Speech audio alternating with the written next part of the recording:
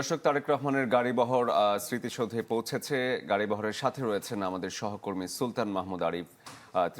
তিনি এই মুহূর্তে আমাদের সাথে সরাসরি যুক্ত হয়েছেন। আরিফ, নিশ্চয়ই শুনতে পাচ্ছেন। আমরা যতদূর জানি যে তারেক রহমান ইতোমধ্যে স্মৃতিসৌধে পৌঁছেছেন। সেখানকার সার্বিক পরিস্থিতি জানাবেন, কি দেখছেন?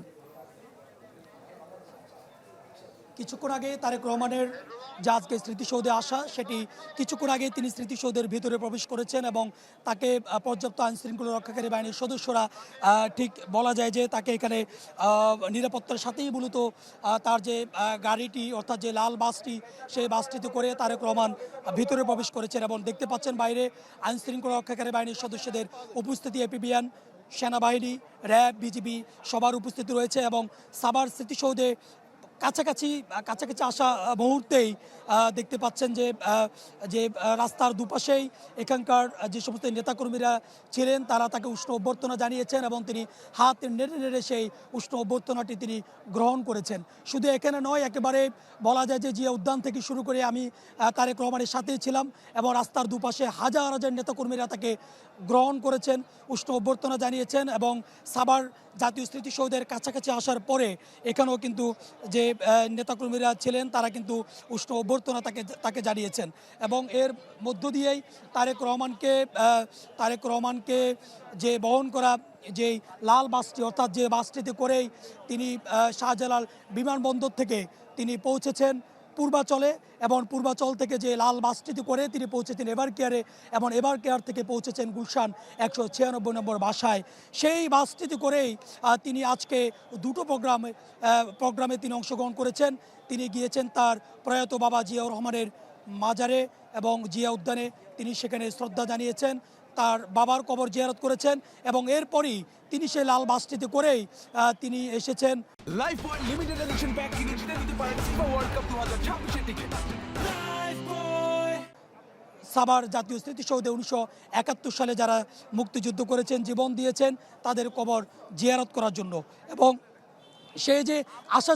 এই আসা যাওয়ার মধ্য দিয়েই আমরা দেখেছি হাজার হাজার মানুষ তাকে অভ্যর্থনা জানিয়েছেন, তাকে সাদরে গ্রহণ করেছেন এবং তিনি প্রত্যেকটি মানুষকেই তিনি রেসপন্স করেছেন, হাতে নেড়ে নেড়ে তিনি ভালোবাসা গ্রহণ করেছেন, ভালোবাসা আদান প্রদান করেছেন এবং তার নিরাপত্তার জন্যই আমরা দেখেছি সড়কের দুপাশেই সাধারণ তার দলীয় নেতাকর্মীদের পাশাপাশি সাধারণ মানুষের পাশাপাশি আইনশৃঙ্খলা রক্ষাকারী বাহিনীর সদস্যদের ব্যাপক উপস্থিতি কিন্তু আমরা দেখেছি। বিজিবির সদস্যদের উপস্থিতি এবং বলা যায় যে সেনাবাহিনীর উপস্থিতি এবং পুলিশের উপস্থিতি, এপিবিএনের উপস্থিতি কিন্তু এখানে ছিল। সাদা পোশাকে আইনশৃঙ্খলা রক্ষাকারী বাহিনীর সদস্যদের উপস্থিতি ছিল এবং দলীয়ভাবে তার যে নিরাপত্তা, সেই নিরাপত্তার বিষয়ে সাধারণ যে তাদের দলীয়ভাবে যে নিরাপত্তা দেওয়া, সেই নিরাপত্তা দেওয়ার বিষয়টি কিন্তু এখানে লক্ষণীয় ছিল এবং সব মিলিয়ে বলা যায় যে নেতাকর্মীরা সাদরে গ্রহণ করেছেন এবং তারেক রহমান স্মৃতিসৌধের ভিতরে ইতোমধ্যে প্রবেশ করেছেন এবং দেখতে পাচ্ছেন যে স্মৃতিসৌধের বাইরে হাজার হাজার নেতাকর্মীদের উপস্থিতি কিন্তু এখানে রয়েছে। দলীয়ভাবে আমরা আগ থেকে যেমনটি জানতে পেরেছি 50,000 নেতাকর্মীরা উষ্ণ অভ্যর্থনার মধ্য দিয়েই তারেক রহমানকে তারা বরণ করে নেবেন, সেই কথাটি নেতাকর্মীরা বলেছেন এবং সেটি যেন আমরা দেখতে পাচ্ছি। একেবারে সাভার যে স্মৃতিসৌধের একেবারে মেন গেটে আমি এখন অবস্থান করছি এবং ভিতরে তারেক রহমান প্রবেশ করেছেন। বাইরে বলা যায় যে তার দলীয় যে নেতাকর্মী তাদের যেমন উপস্থিতি রয়েছে, তেমনিভাবে উপস্থিতি রয়েছে সাধারণ মানুষের উপস্থিতি কিন্তু এখানে রয়েছে এবং বলা যায় যে উপচে পড়া মানুষ, তাদের উপস্থিতি কিন্তু এখানে লক্ষণীয় এবং তারা তারেক রহমানের নামে বিভিন্ন স্লোগান দিচ্ছেন,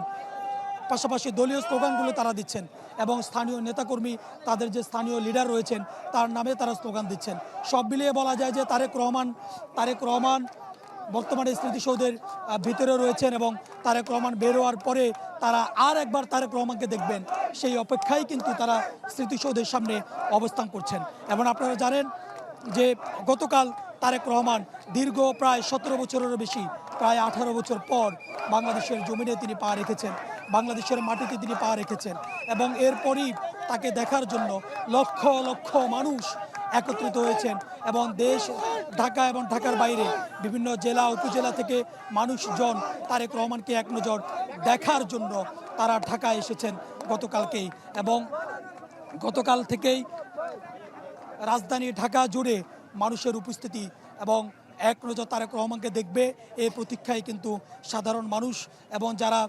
এই দলটি করেন অর্থাৎ জাতীয়তাবাদী দলটি করেন তার সেই সমস্ত দলের নেতাকর্মীরা এবং একেবারে সাধারণ মানুষ যারা তাদের উপস্থিতি কিন্তু এখানে ছিল। আমরা দেখতে পাচ্ছি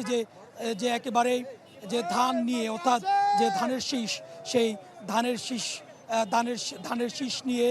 তারা নেতাকর্মীরা এসে উপস্থিত হয়েছেন এবং তারেক রহমানকে এক নজর দেখা এবং তাকে উষ্ণ অভ্যর্থনা জানানো, সেই অভ্যর্থনা দেওয়ার জন্যই মূলত হাজার হাজার মানুষের আজকের এই উপস্থিতি এবং এই উপস্থিতি একেবারে বলা যায় যে গুলশান 196 নম্বর বাসা থেকে বের হওয়ার পর থেকেই আমরা এই উপস্থিতি আমরা দেখছি এবং সড়কের দুপাশেই সাধারণ মানুষের উপস্থিতি কিন্তু আমরা দেখেছি। অর্থাৎ